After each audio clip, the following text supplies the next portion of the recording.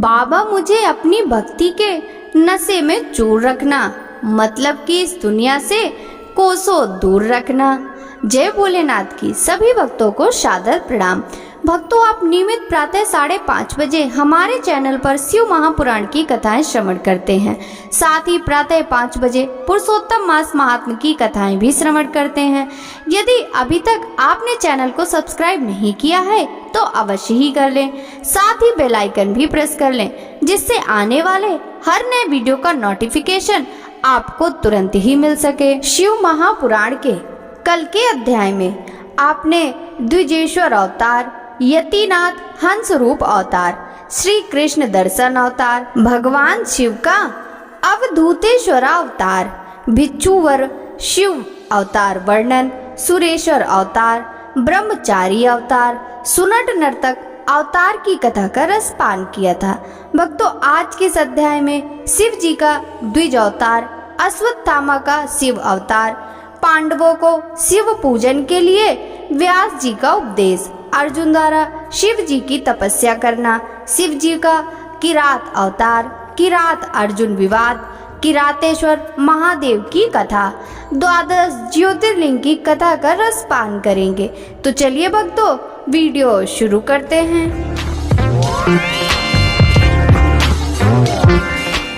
नंदीश्वर बोले, हे सनत कुमार जी, जब देवी मैना और गिरिराज हिमालय ने अपने द्वार पर नट का रूप धारण करके आए शिव जी को अपनी कन्या देने से इनकार कर दिया, तब उन्हें अपनी भूल का एहसास हुआ और वे क्षमा याचना करने हेतु भगवान शिव की भक्ति भाव से आराधना करने लगे। उनकी शिव जी में परम भक्ति स्थापित हो गई। उनकी इस घनिष्ठ भक्ति से देवता चिंतित हो उठे। उन्हें लगा कि यदि गिरिराज ने अपनी भक्ति से प्रसन्न कर शिव जी को अपनी कन्या पार्वती दे दी तो उन्हें भगवान शिव द्वारा निर्वाण प्राप्त हो जाएगा और वे संसार के बंधनों से छूटकर परम शिवलोक को प्राप्त कर लेंगे। गिरिराज हिमालय तो रत्नों का आधार हैं। यदि वे मुक्त हो गए तो पृथ्वी रत्न गर्भा कैसे कहलाएगी।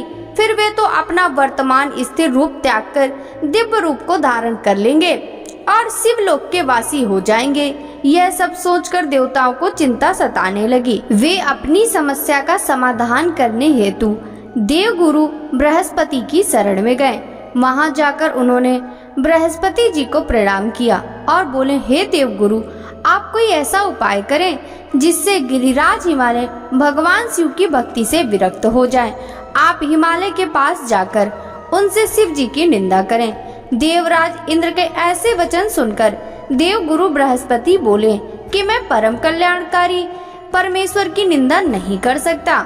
आप अपना यह कार्य किसी अन्य देवता से पूर्ण कराइए। देवगुरु के इनकार कर देने पर इंद्र सब देवताओं सहित ब्रह्मा जी के पास गए और उनसे हिमालय के घर जाकर भगवान शिव की निंदा करने के लिए कहने लगे।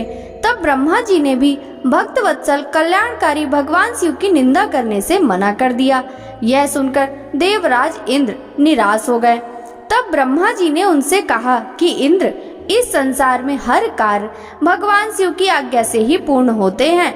तुम अपने कार्य की सिद्धि हेतु उन्हीं की शरण में जाओ, वे अवश्य ही तुम्हारे हित का कार्य करेंगे।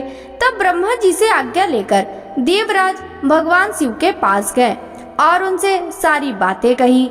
उनकी बातें सुनकर कल्याणकारी भगवान शिव ने इंद्र को उनके कार्य की पूर्ति का आश्वासन देकर वहां से विदा किया। देवराज इंद्र के कार्य को पूरा करने के लिए शिव जी ने साधु का वेश धारण किया। उन्होंने हाथ में दंड और छत्र लिया, मस्तक पर तिलक, गले में शालिग्राम और हाथ में स्फटिक की माला ली तथा भगवान श्री हरि विष्णु का नाम जपते हुए गिरिराज हिमालय के दरबार में पहुंच गए। अपने दरबार में आए हुए उन तपस्वी को देखकर हिमालय ने सिंहासन को त्याग दिया और स्वयं उन्हें प्रणाम कर यथा युग आसन देकर उनका परिचय पूछा।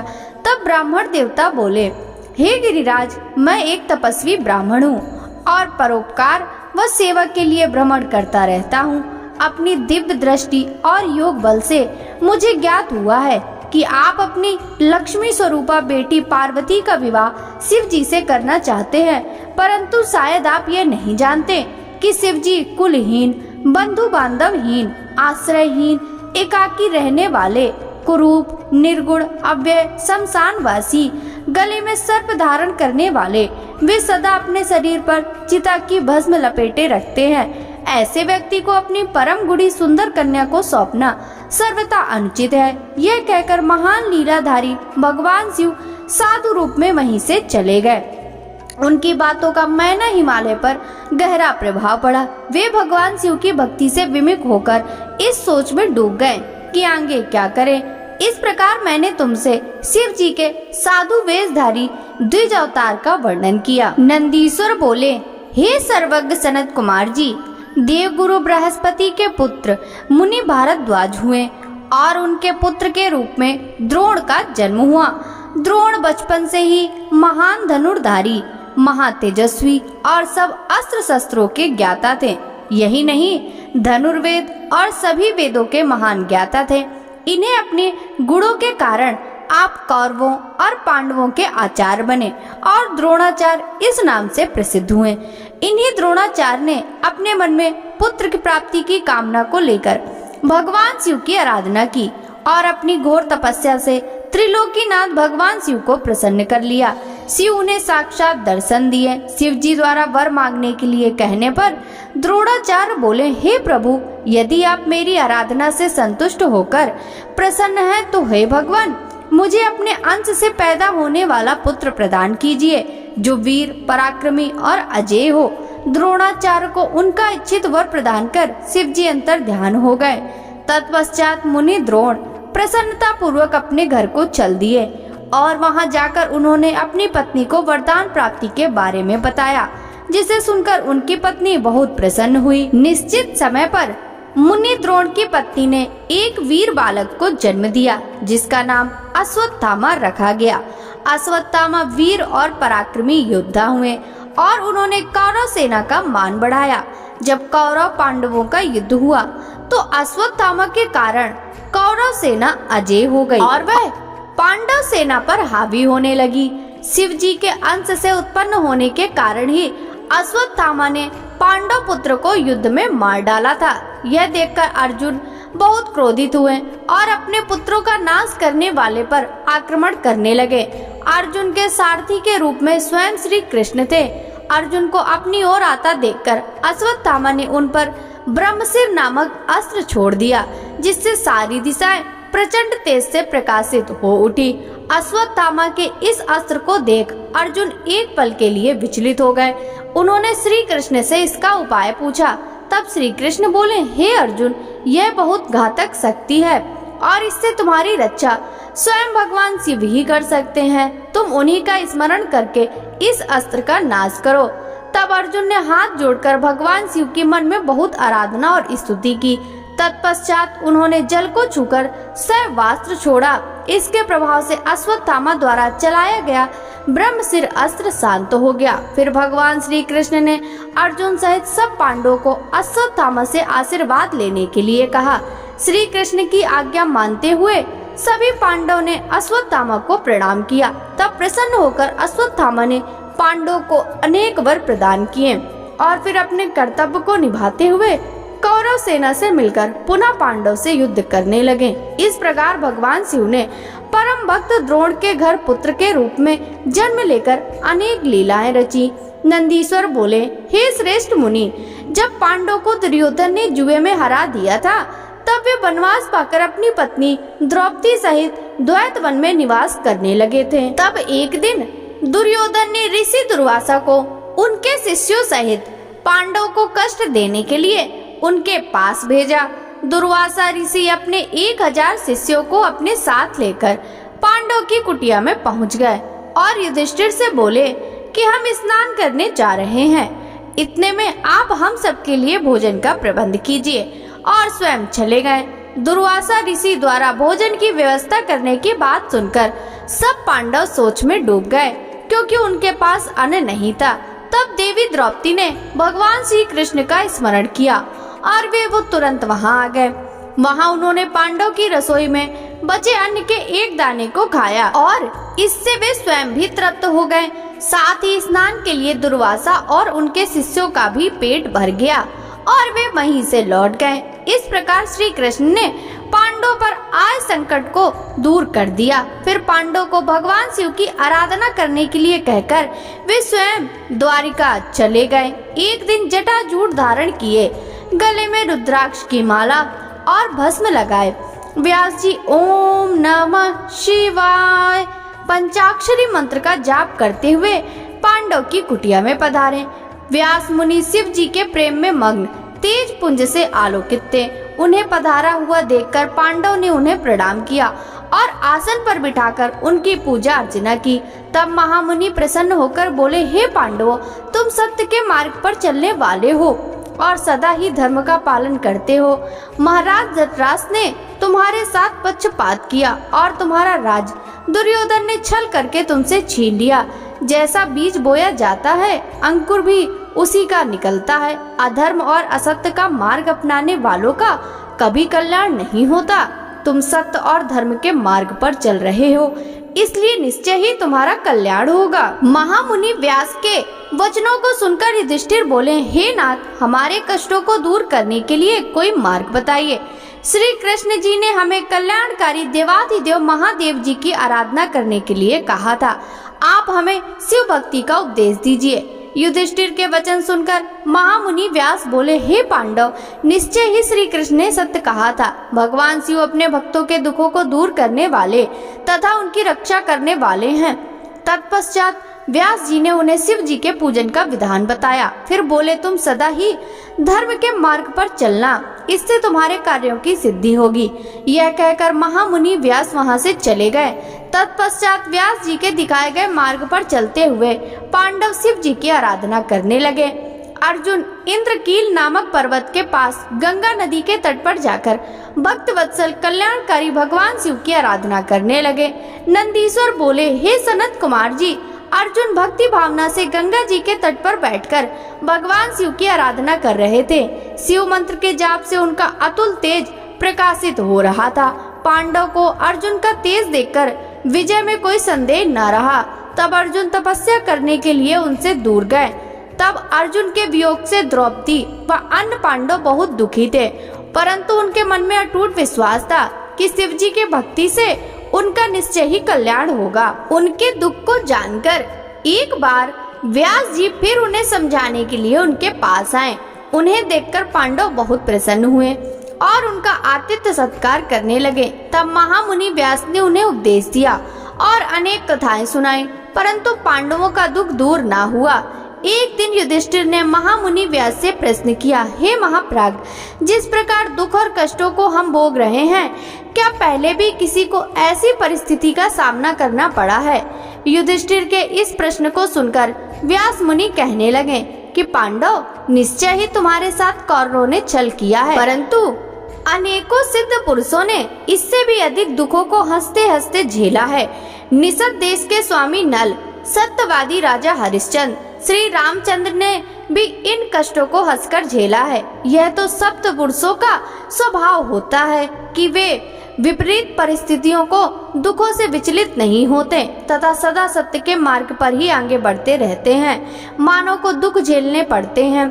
बचपन, युवावस्था, वृद्धावस्था सभी में मनुष्य को दुख और कष्ट प्राप्त होता है। इसीलिए अपने मन को मत भटकाओ और सत्य के मार्ग का अनुसरण करो, क्योंकि शिव जी सत्य से प्रसन्न होते हैं। इसलिए सभी मनुष्यों को सत्य के पथ पर चलना चाहिए। दूसरी ओर अर्जुन ने इंद्रकील नामक पर्वत के निकट गंगा जी के तट पर महामुनि व्यास के उपदेश अनुसार शिवलिंग बनाकर उसकी विधि पूर्वक उपासना करनी आरंभ कर दी। अर्जुन प्रतिदिन स्नान करके भक्ति भावना से इंद्रियों को अपने वश में करके भगवान शिव का ध्यान करते।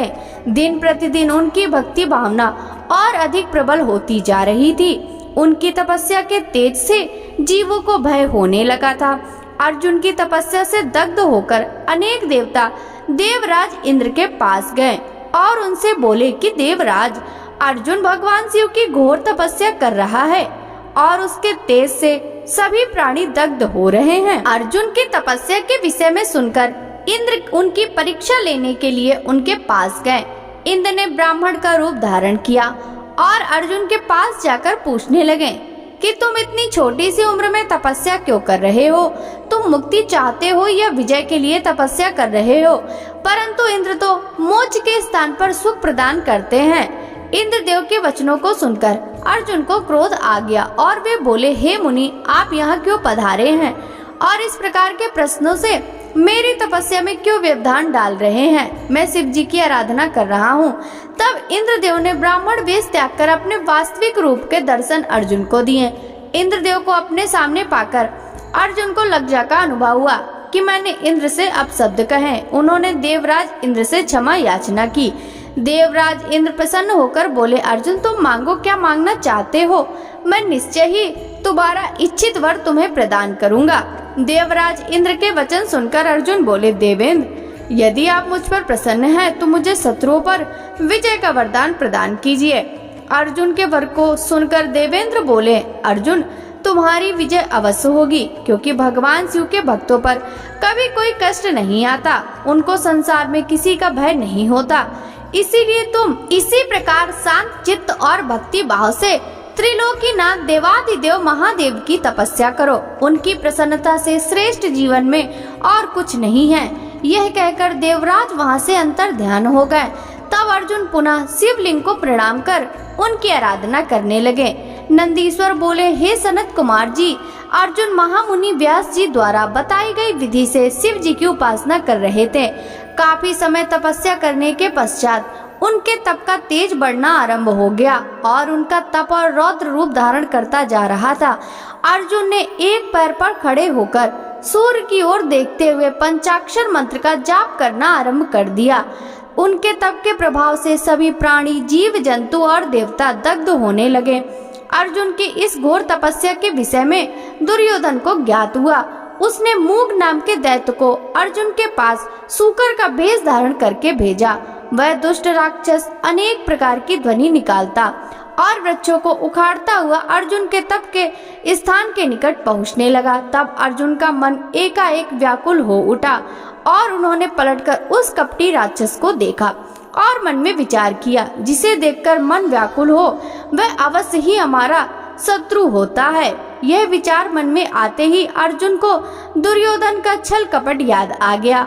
अर्जुन ने वहीं बैठे बैठे उस पर बाण चला दिया। उसी समय स्वयं भक्त वत्सल भगवान शिव भी अपने भक्त अर्जुन पर आए संकट को देखकर उनकी रक्षा व परीक्षा करने हेतु वहां तुरंत आ गए और उन्होंने भी बहरूपीय राक्षस पर अपना बाण चला दिया। उस समय देवाधिदेव महादेव जी ने भील का वेश धारण कर रखा था। उनके शरीर पर श्वेत धारियां थीं और वे कच्छ बांधे हुए थे। उनके कमर पर तरकस और हाथ में धनुष बाण था। वे भी उसी सूकर का पीछा कर रहे थे। भील रूपी भगवान शिव और अर्जुन दोनों के बाणों ने एक साथ उस सूकर को अपना निशाना बनाया। शिव जी का बाण उस विशाल सूकर की पूंछ में और अर्जुन का बाण उसके मुख में लगा। उस भयंकर आघात को वह सह नहीं सका। पल भर में ही भयानक शब्द करता हुआ वह धरती पर गिर पड़ा और उसके प्राण पखेरु उड़ गए। उस समय सब देवता भगवान शिव की जय जयकार करने लगे। सूकर रूपी दैत्य के मारे जाने पर दोनों बहुत प्रसन्न हुए। अर्जुन सोचने लगे कि यह भयानक दैत्य अवश्य ही मुझे मारने आया था, परंतु भगवान शिव ने आज मेरी रक्षा की और मुझे बचा लिया। उन्होंने ही मुझे सद्बुद्धि देकर उसे मारने की प्रेरणा मेरे मन में जगाई। ऐसा विचार मन में आते ही अर्जुन ने भगवान शिव के चरणों में प्रणाम किया और पुनः भक्ति भाव से शिव स्तुति शुरू कर दी। नंदीश्वर बोले, हे सर्वज्ञ, जब वह भयानक सूकर शिवजी व अर्जुन दोनों के बाणों से मारा गया और पृथ्वी पर बेजान होकर गिर पड़ा, तो भील रूपी शिव जी ने अपने एक सेवक को भेजकर मृत सूकर से अपना बाण निकाल कर लाने के लिए कहा।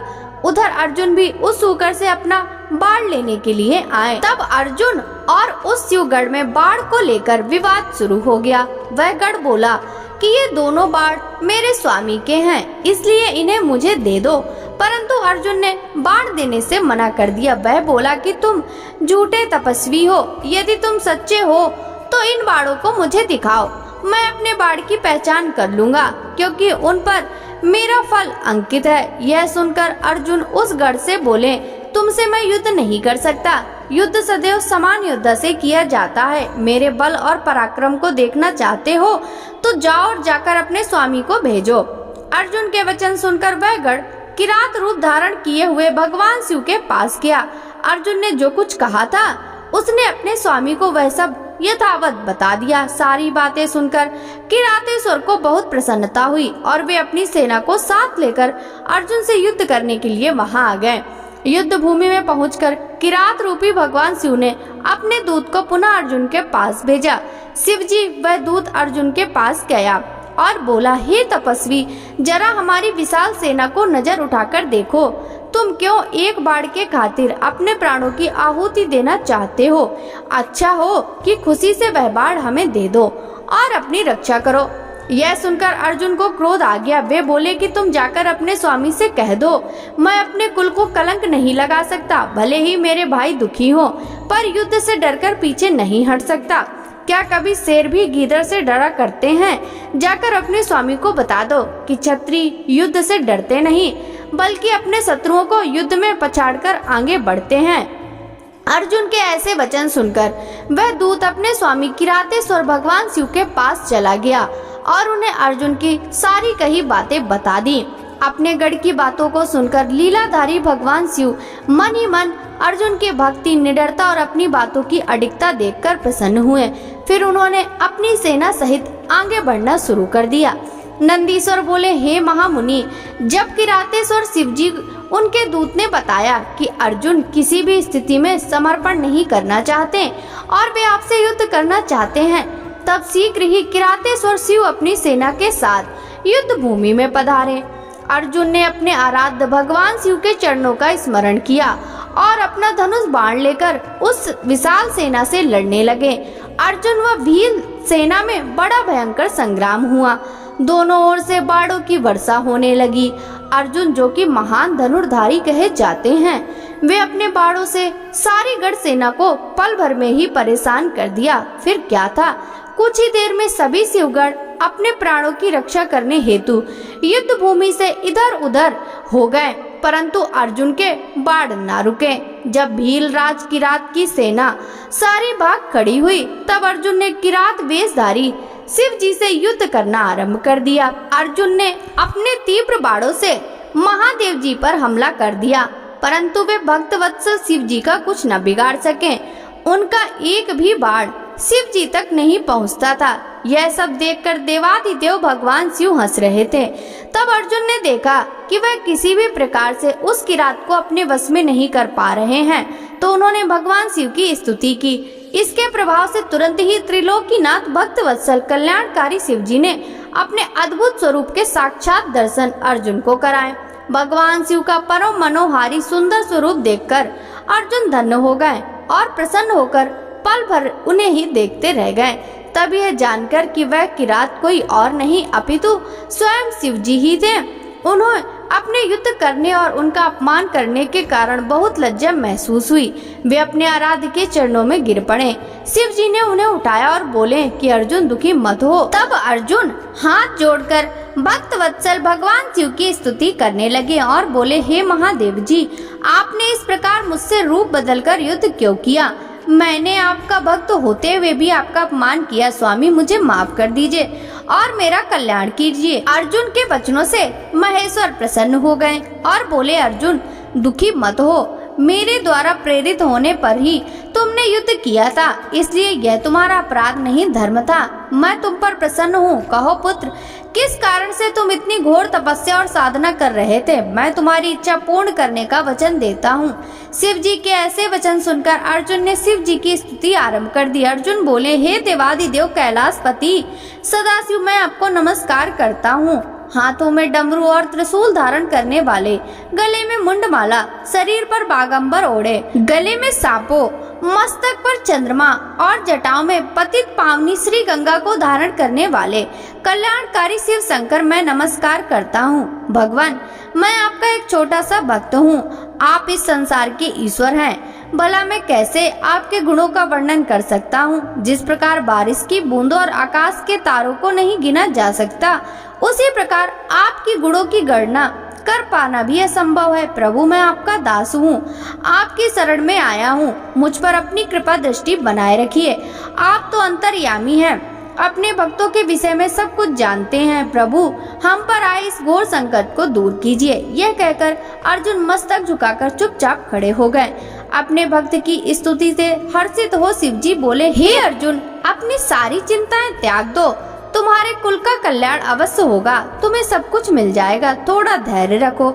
यह कह शिव जी ने अर्जुन को अमोघ पाशुपत अस्त्र प्रदान किया। फिर अर्जुन को युद्ध में विजय पाने और शत्रुओं का नाश करने का वर प्रदान किया। साथ ही शिव जी ने उनकी सहायता हेतु श्री कृष्ण जी को भी सहयोग करने के लिए कहा। तत्पश्चात अर्जुन को आशीर्वाद देकर शिव जी वहाँ से अंतर ध्यान हो गए। शिव जी के जाने के उपरांत अर्जुन भी प्रसन्नता पूर्वक अपने आश्रम को लौट गए और जाकर अपने भाइयों को अपनी तपस्या सिद्ध और वर प्राप्ति के बारे में बताया, जिसे जानकर वे बहुत प्रसन्न हुए। अर्जुन की तपस्या पूर्ण होने के विषय में जानकर श्री कृष्ण उनसे मिलने आए और बोले, इसीलिए ही मैंने कहा था कि शिव भक्ति सभी कष्टों को दूर करने वाली है। मुने, इस प्रकार मैंने आपको शिव जी के किरात अवतार का वर्णन सुनाया। यह सब कामनाओं को पूर्ण करने वाला है। नंदीश्वर बोले, हे सनत कुमार जी, अब मैं आपको सर्वव्यापी भगवान शिव के 12 ज्योतिर्लिंग रूपी अवतारों के बारे में बताता हूँ। सौराष्ट्र में सोमनाथ, श्रीशैल में मल्लिकार्जुन, उज्जैनी में महाकालेश्वर, ओंकार में अपरेश्वर, हिमालय पर केदार, डाकिनी में भीम शंकर, काशी में विश्वनाथ, गोमती तट पर अम्बिकेश्वर, चिता भूमि में वैद्यनाथ, दारुक वन में नागेश, सेतुबंध में रामेश्वर तथा शिवालय में घुसमेश्वर नामक 12 अवतार हैं। जो मनुष्य शुद्ध हृदय और भक्ति भावना से इन ज्योतिर्लिंगों का पूजन और दर्शन करता है, उसे परम आनंद की प्राप्ति होती है। वह जो शिव जी के प्रथम ज्योतिर्लिंग सोमनाथ का सच्चे हृदय से पूजन करता है, उसके सभी रोगों से जैसे क्षय, कुष्ठ आदि का नाश होता है, उसके सारे पाप धुल जाते हैं और उसे भक्ति व मुक्ति प्राप्त होती है। श्रीशैल में स्थित दूसरे ज्योतिर्लिंग मल्लिकार्जुन के दर्शनों से मनवांछित फल की प्राप्ति होती है तथा सभी दुखों का नाश होता है एवं सुख मिलता है। पुत्र प्राप्ति की इच्छा पूर्ति के लिए इस लिंग की स्तुति की जाती है। उज्जैनी में स्थित तीसरा ज्योतिर्लिंग महाकालेश्वर नाम से जग विख्यात है। अपने एक ब्राह्मण भक्त वेद के आवाहन पर प्रकट होकर शिव जी ने दूसर नामक असुर का वध किया था। तत्पश्चात वहीं स्थित हो गए, इसलिए इस ज्योतिर्लिंग को महाकालेश्वर कहा गया। इसके दर्शनों से मनुष्य की सारी कामनाएं पूरी होती हैं। चौथा ओंकार नामक ज्योतिर्लिंग है। विंध्यगिरि ने भक्ति भाव से विधि पूर्वक पार्थिव लिंग स्थापित किया। विंध्य की भक्ति से प्रसन्न होकर शिव जी उसी लिंग से प्रकट हुए और 2 रूपों में विभक्त हो गए। तभी से ओंकारेश्वर नामक लिंग और ओंकार और परमेश्वर नामों से प्रसिद्ध हुआ। इसका दर्शन करने से भक्तों की अभिलाषा पूरी होती है। भगवान शिव के 5वें अवतार के रूप में केदार स्थित केदारेश्वर ज्योतिर्लिंग है। वहाँ श्री हरि के नर नारायण अवतार की प्रार्थना पर वे वहाँ विराजे। उनका यह अवतार समस्त अभिष्टों को प्रदान करने वाला है।